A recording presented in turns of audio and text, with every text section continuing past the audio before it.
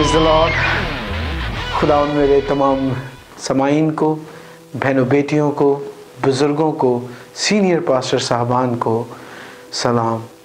मेरा मानना है और मेरा ईमान है कि खुदावंद आपको लंबी हयाती दे, खुदावंद आपको अपने खेत में बेहतरीन तरीके से इस्तेमाल करे और आपको रोया और ख्वाब के ज़रिए बड़ी बड़ी बातें सिखाए। आज के इस नए एपिसोड में आप सबको मैं वेलकम करता हूं और आज की जो उन्वान है, जैसा इस वीक में हमने उन्वान रखा ख़ानदानी रिश्ते, बच्चों की परवरिश के बारे में हमने सीखना है और जो सवालात इस रिलेटेड हमने जमा किए और हमारे पास आए हैं उनको आज हम कवर करेंगे। और आज की पास्टर साहब जो मेन उन्वान है वो ये है कि इंसान के जिस्मानी, ख़ानदानी और दुनियावी रिलेशंस किस तरह के होने चाहिए।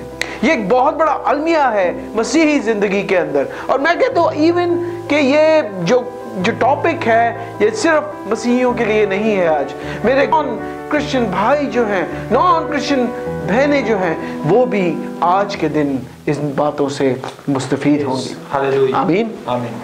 मेरे भाइयों और मेरे बहनों, आज खुदावंद इस कलाम के ज़रिए, इस एपिसोड, इस प्रोग्राम के ज़रिए आपके पास, आपके घर में, आपकी ज़िंदगी में शामिल होना चाहता है। अपने दिलों को खोलें, अपने दिलों को सख्त ना करें, क्योंकि अगर आप अपने दिलों को सख्त करते हैं तो आप मॉडर्न फ़िरौन हैं। आप अपने दिलों को खोलें, आप अपने दिलों को नरम करें और इस कलाम को जो आज इस प्रोग्राम के ज़रिए आप तक आने वाला है उसे वेलकम करें। तो देखिएगा आपकी ज़िंदगी में बड़े बड़े काम होंगे, बड़े बड़े मौजे होंगे। ये मैं हवा में बातें नहीं कर रहा, ये मेरा अपना पर्सनल एक्सपीरियंस है पास्टर साहब, पर्सनल एक्सपीरियंस है कि जब आप खुदावंद की रासबाजी को, खुदावंद के कलाम को ढूंढते हैं तो और सच्चाई को ढूंढते हैं तो असल में आप आज़ाद होते हैं। आमीन आमीन। तो वक्त ज़ाया किए बगैर आए आज की सच्चाई के सफ़र के इस एपिसोड को शुरू करते हैं।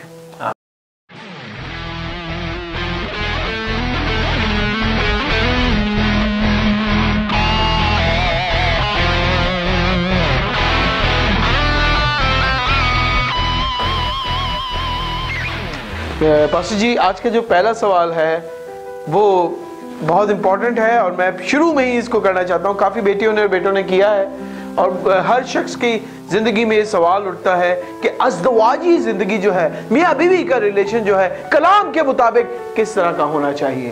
तो आज पहला सवाल जो है वो यही है कि मियाँ और बीवी, हस्बैंड एंड वाइफ, शौहर और बीवी का रिश्ता आपस में कलाम के मुताबिक किस तरह का होना चाहिए। तो हम अपने कंसल्टेंट पास्टर सैमुअल सरदार भट्टी साहब को रिक्वेस्ट करेंगे कि इस पे रोशनी डालें और खुदावंद की रूह के मुताबिक हमें आज ये नई बात सिखाएं। आमीन। हालेलुया। थैंक यू पास्टर नाज़र साहब, आपका शुक्रिया कि आज फिर हम दोनों जमा हुए और बहुत सी बातों को सीखने के लिए, पहले सीखने के लिए और फिर लोगों को सिखाने के लिए। तो मैं अपने तमाम अजीज सामाइन को, अपने घरानों को, ख़ानदानों को, बेटों बेटियों को खुदा यीशु मसीह के नाम में बरकत देता हूँ और खुदा का खादम होते हुए सबकी सलामती चाहता हूँ। आप जहाँ भी हैं, जिस घर में हैं, जिस मुल्क में हैं, जिस खित्ता में हैं, खुदावंद यीशु मसीह का चेहरा आप पे जलवागर होता रहे, रूहुल कुद्स की आग आप पर साया करती रहे और आप एक मजबूत, बेहतरीन, जलाली घराना बनकर इस ज़मीन पर खुदावंद के मजबूत गवाह बने।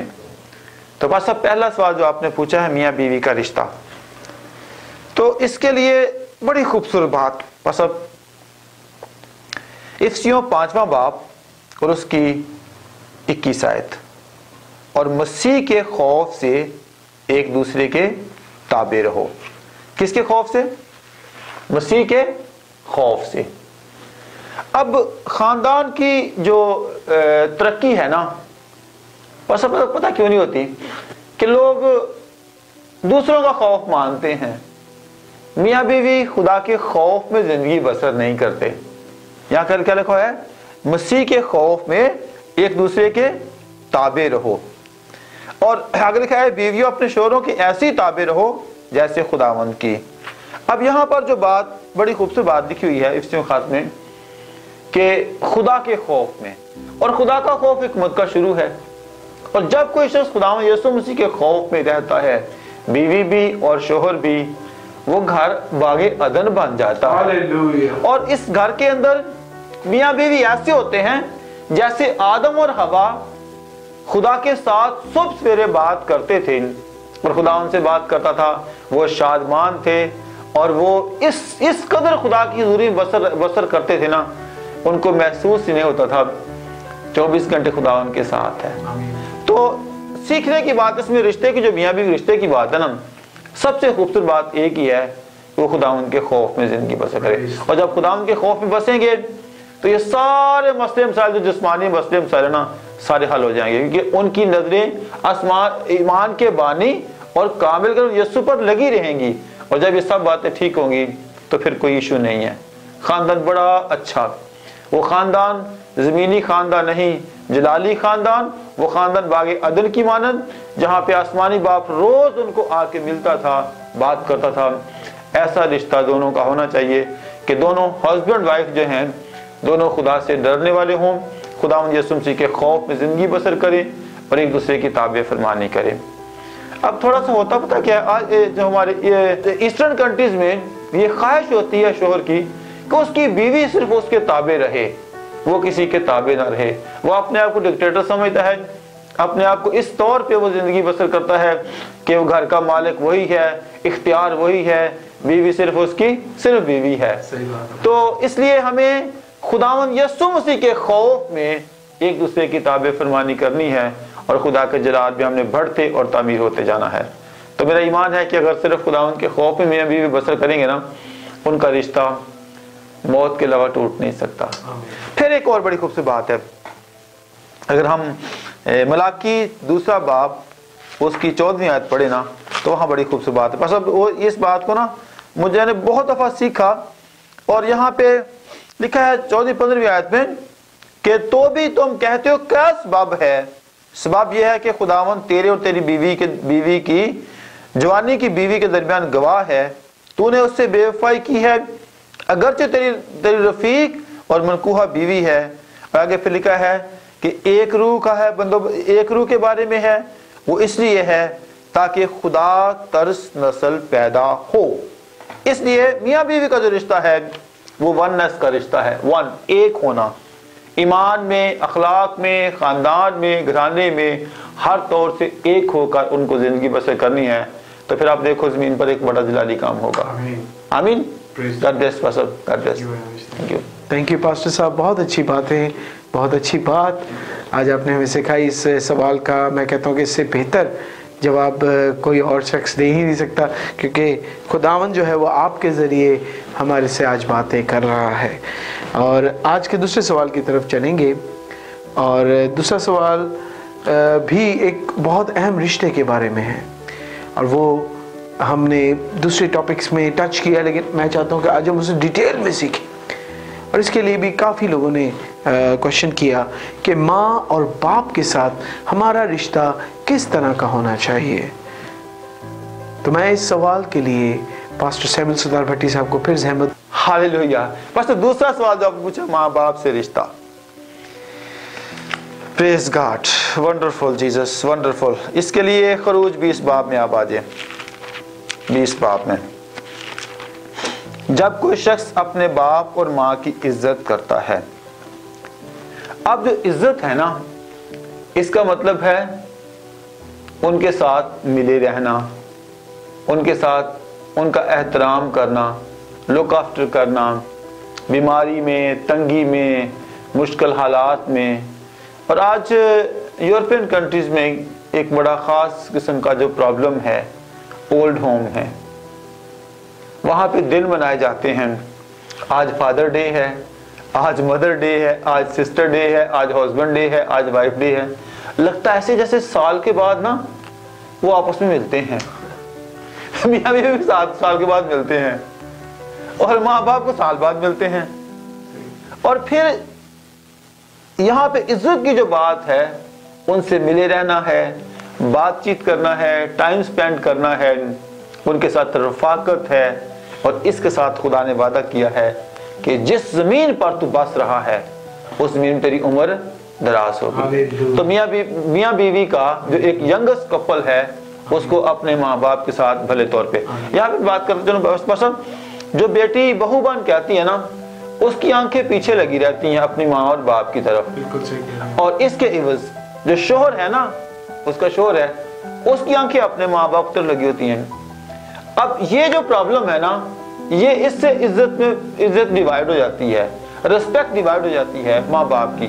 तो अगर ये दोनों मियाँ बीवी आपस के अंदर इस तौर पे गानगत रहें कि वो अपने माँ बाप को मिले, अब दोनों को आपस माँ बाप को मिले, उनकी इज्जत करें, तो भला हो सकता है। तो इसका मतलब सिंपल ये है कि माँ बाप के साथ रिश्ता जो है ना वो बिल्कुल अच्छा होना चाहिए। माँ बाप से रिश्ता से वादा जुड़ा हुआ है। वादा क्या है कि जमीन पर उम्र दराज होगी।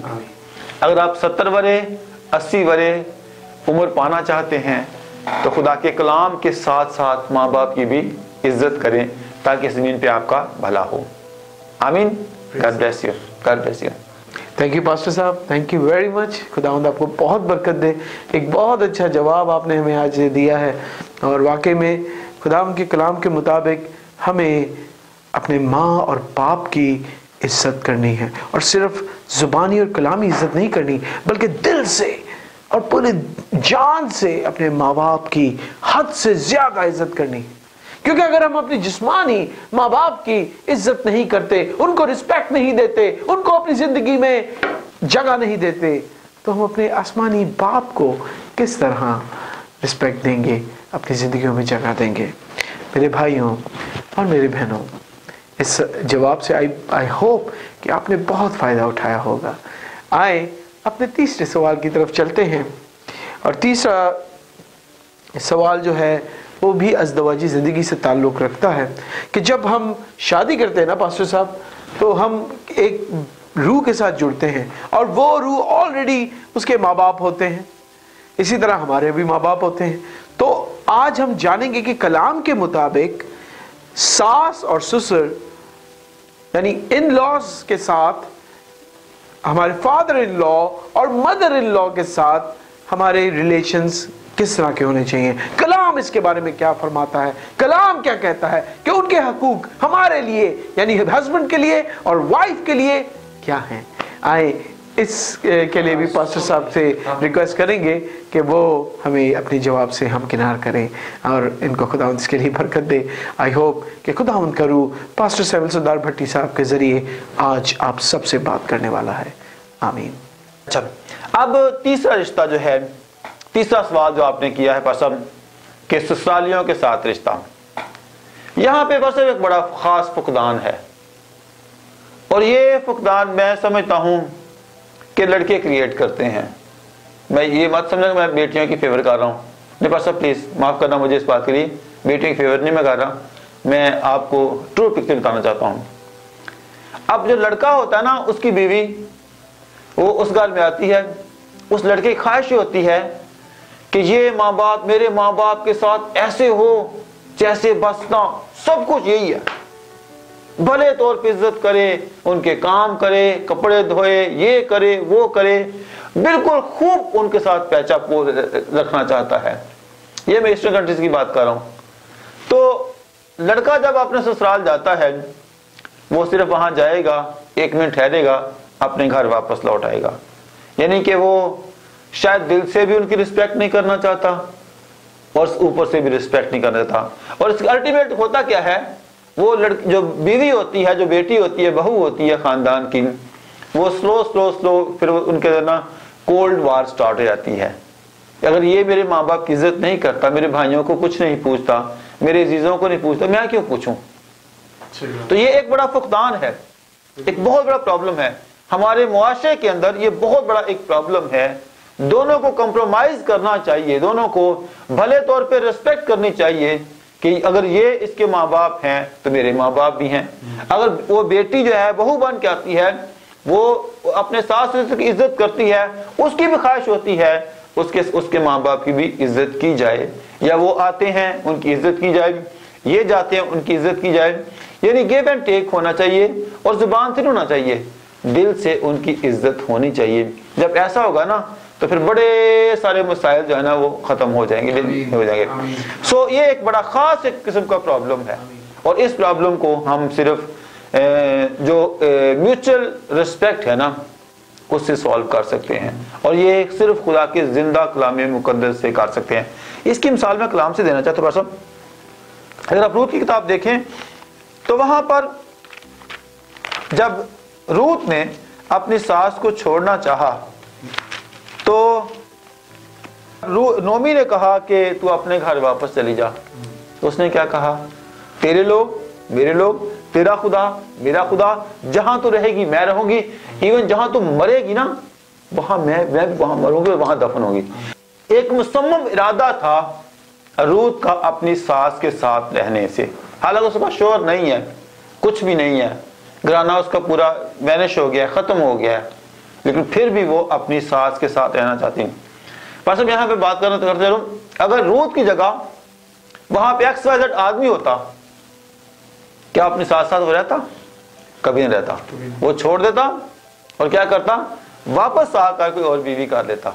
लेकिन इस बेटी ने, बाइबल मुकद्दस में इसका जिक्र इसीलिए है, उसने आसमानी बाप की भी रिस्पेक्ट की है और उसने अपनी जिस्मानी सास की जो उसकी माँ के बराबर है उसकी रिस्पेक्ट की है। वो वापस मुआबी मुल्क, बहुत प्रस्त मुल्क में वापस नहीं गई, बल्कि बैतलहम में वापस चली गई है। तो मेरा मानना ये है, मैं बेटियों की फेवर नहीं कर रहा, मेरा मानना ये है कि जो मर्द हजरात हैं उनको थोड़ा सा खुदा के कलाम के ऐन मुताबिक एक दूसरे की इज्जत करने की जरूरत है। सो जब हम ऐसा करेंगे तो खुदा हमारी जिंदगी में जलाली काम करेगा। आमीन। थैंक यू पास्टर साहब, थैंक यू वेरी मच। खुदावंद आपको बरकत दे, खुदावंद आपको बहुत लंबी हयाती दे, आपका साया हमारे सर पर इसी तरह रहे और आप इसी तरह छड़ी के साथ भी आएँ और हमें अपने सवालों के जवाब दें, और खुदावंद आपको बड़े बड़े कामों में, बड़े बड़े जगहों पर इस्तेमाल करे। आमीन। आए आज के दिन के आखिरी सवाल की तरफ चलते हैं, और आखिरी सवाल जो है, बहुत कम लोग हैं जो इसके बारे में डिस्कस करते हैं, सवाल करते हैं, और मेरे पास भी सिर्फ एक ही भाई का जवाब सवाल आया था, वो भी तोड़ मरोड़ के सवाल है और उसकी कोई डायरेक्शन नहीं है। आई एम सॉरी अगर वो भाई देख रहे हैं तो कोई डायरेक्शन तो नहीं था, लेकिन उससे एक चीज़ जो थी वो समझ में आई कि वो क्या पूछना मांग रहे हैं। वो पूछना ये मांग रहे थे कि जब इंसान दुनिया में आता है तो माँ बाप का रिश्ता उसे इनाम के तौर पे मिलता है, शादी करता है तो बीवी का रिश्ता उसे इनाम के तौर पे मिलता है, और फिर जब बच्चे पैदा होते हैं तो वो भी खुदा की तरफ से इनाम ही है। लेकिन एक रिश्ता है जो इंसान दुनिया में बनाता है और उसके साथ वफादार रहने की कोशिश करता है, और वो रिश्ता है दोस्तों के साथ, सहेलियों के साथ का रिश्ता। कि जो आपके दोस्त अहबाब हैं, आपकी सोबत है, वो कलाम के मुताबिक किस तरह की होनी चाहिए, दोस्त किस तरह के होने चाहिए, सहेलियाँ किस तरह की होनी चाहिए, और बेटियाँ जो जवान हैं, टीनेजर्स हैं, या जो लोग अडल्ट्स हैं, वो किस तरह की सोबत में रहेंगे तो उन्हें रूहानी और जिस्मानी फायदा होगा। तो आज के आखिरी सवाल के लिए अपने आप को सोने ना दे मेरे भाइयों। खुदावंद यीशु मसीह ने फरमाया पास्टर जी कि जागो और दुआ करो ताकि आजमाइश में ना पड़ो। तो मेरे भाइयों और मेरे बहनों, समाईन, मेरे बुजुर्गों और सीनियर पास्टर हजरात, जागते रहें और इस कलाम की और इस रूह की आवाज़ को जो खुदावंद पास्टर सैमुअल सरदार भट्टी साहब के ज़रिए आप तक पहुंचाना चाहता है, पूरे कान खोल के सुने, ताकि आप, आपकी औलाद, आपकी ज़िंदगी, आपके अजीज़ो कारब सब इससे मुस्तफ़ीद हो। और इन बातों को जो आज हम कर रहे हैं अपने तक ही ना रखें, सुने और निकाल ना दें, बल्कि लोगों तक पहुँचाएँ। मीडिया के ज़रिए नहीं पहुँचा सकते तो खुद लोगों के पास जाएँ, टाइम लगाएँ। यीशु ने कहा गो एंड प्रीच, और इसको प्रीच करें। तो वक्त ज़ाया किए बगैर आए हम अपने आखिरी सवाल की तरफ चलते हैं। खुदावंद आपको बरकत दे पास्टर साहब। Thank you sir, thank you. अब चौथा सवाल तो आपने ऐसा कर दिया है कि जिसको एक्सप्लेन करना कोई इतना आसान नहीं है, फिर भी जो मेरी महदूद राय है मैं आप तक पहुंचाऊंगा कि दोस्ती कैसी होनी चाहिए। वैसे किसी जगह मैं कलाम सुनाने के लिए गया तो वहाँ पर खुदा ने मुझे एक ख्याल मुहैया किया, मैं वो आपको तक पहुँचाता हूँ। मेरा ख्याल है कि सामाइन जब सुनेंगे उस ख्याल को तो ज़रूर बरकत पाएंगे। जब मर्दकी ने आस्तर को एक पैगाम पहुंचाया था कि बादशाह सलामत ने एक फतूरा लिखा हुआ है, एक बादशाह सलामत ने एक पेपर पे दस्तखत किए हैं कि तमाम यहूदियों को मार दिया जाएगा। आमीन। तो मर्दकी ने अपने कपड़े उतारे, टाट पहना, राख पे बैठ गया और टाट और राख पहनकर बादशाह के गेट पे आना सवाल ही नहीं पैदा होता। पर उसने ये काम किया, क्यों? उसको अपने यहूदी कौम से मोहब्बत थी। और साहब काशफ लिखा हुआ है, जान देने तक वफादार है, मैं तुझे जिंदगी का ताज दूंगा।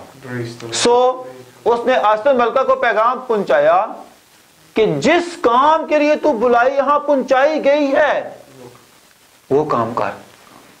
इसके लिए आस्तर पता क्या किया? बस कपड़े भेजे उसके लिए, कपड़े दो उसको पहने और यहां से उठ चला जाए।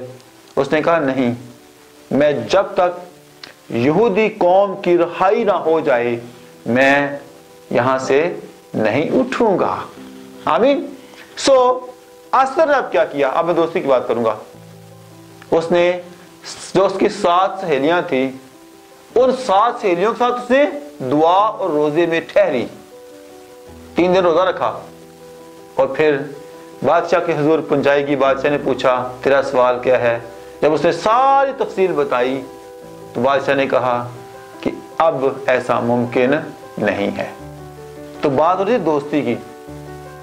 तो मैं किसी वक्त मैंने कलाम सुनाया, मैंने कहा कि true fellowship with true people, faithful people, ईमानदारों की संगत में, ईमानदारों की मंडली में, ईमानदारों की रफाकत में हमने दोस्ती तलाश करनी है।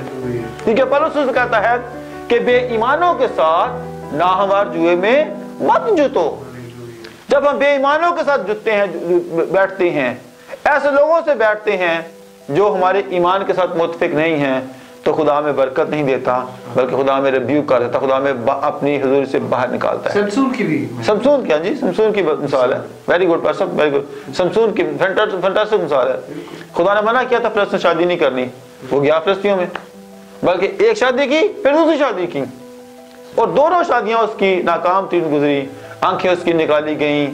तो दोस्ती का जो आलम है वो सिर्फ और सिर्फ ईमानदारों की मंडली में बैठना, ईमानदारों से दोस्ती करना हमारा क्राइटेरिया होना चाहिए। इन चारों बातों को मेरे नाज़रीन बहन भाई अजीज, इसको जब सुनेंगे मेरा ईमान है कि बरकत पाएंगे। और एक और भी चीज सर जी, वो यीशु के जो शागिर्द थे जी, उन्होंने यीशु ने उनको अपना दोस्त कहा। यस, खुदा अपना दोस्त है। बाहर की दोस्ती ढूंढने के बजाय यीशु के शागिर्दों के पास यीशु को अपना दोस्त बनाना है। जब यीशु को दोस्त बनाएंगे तो काम ठीक हो जाएगा। Thank you pastor. हम यीशु को दोस्त बनाएंगे, यीशु मेरा अच्छा चरवाहा है, यीशु मेरा दोस्त है, यीशु मेरा बड़ा भाई है, रिलेशन मजबूत होगा और हम आसमानी बाप की बेटे और बेटियां बन जाएंगे। वंडरफुल बात हो जाएगी। इस रिलेशंस को हम मजबूत करेंगे खुदा यीशु मसीह के साथ। और खुदा से खुद कहा है, मैं तुम्हें यतीम ना छोड़ूंगा, अपना पाखरू तुम्हें दूंगा, तुम्हारे साथ होगा, तुम्हारे अंदर होगा, दुनिया की दोस्ती ढूंढने की जरूरत नहीं है। Praise God. Thank you pastor, thank you, thank you pastor साहब, थैंक यू वेरी मच। खुदावंद आपको बरकत दे, खुदावंद आपके साथ हो, खुदावंद आपको लंबी हयाती दे। आज के सेशन में मैंने तो बहुत बरकत पाई, बहुत सारी नई बातें सीखने को मिली और बहुत सारी बातें जो रिपीट हुई दूसरे सेशंस की, वो कनेक्ट होके एक नया ही पैगाम बन गया जनाब। और इस चीज़ को खुदावंद ने जाहिर किया है कि खुदावंद हर रोज हमें नई खुराक, नए मन से आराधना करता है। तो इस मन के लिए और इस बड़े काम के लिए आए खुदावंद का शुक्र करें। आए दुआ मांगते हैं। कदूस कदूस हमारे जिंदा आसमानी हो जलाली बाप, हम तेरे शुक्रगुजार हैं इस अच्छे मौके के लिए, इस अच्छे प्रोग्राम के लिए, इस अच्छे चैनल के लिए खुदावंद जो तूने हमें बख्शा है। मैं तमाम सुनने वाले, तमाम देखने वाले, तमाम खुदावंद उन लोगों को जो अपना ध्यान इस कलाम की तरफ लगाते हैं तेरे पाक कवि कादिर हाथ में देता हूँ बाप। इनके साथ हो, इस कलाम के बीच को खुदावंद के दिलों के अंदर नक्श कर दे बाप और इनके साथ रहे बाप। इनकी औलाद को बरकत दे, इनके कामकाज में बरकत दे, इनके जिंदगी में, इनके रिलेशंस में इनको बरकत से हम किनार कर दे बाप, और उनके साथ हो। हम ये सब कुछ मांगते और पा लेते हैं तेरे मीठे अब्दी और जलाली नाम के वसीला से, और तेरे बेटे यीशु मसीह के नाम में, आमीन। मेरे भाई और मेरे बहनों, एक बार फिर मैं आपको एक बात याद दिलाना चाह रहा हूँ। खुदा के कलाम में लिखा है यूहन्ना 8:32 में कि सच्चाई से वाकिफ हो और सच्चाई तुम्हें आजाद करेगी। Hallelujah, thank you very much, thank you very much, God bless you all, God bless you all, God bless you.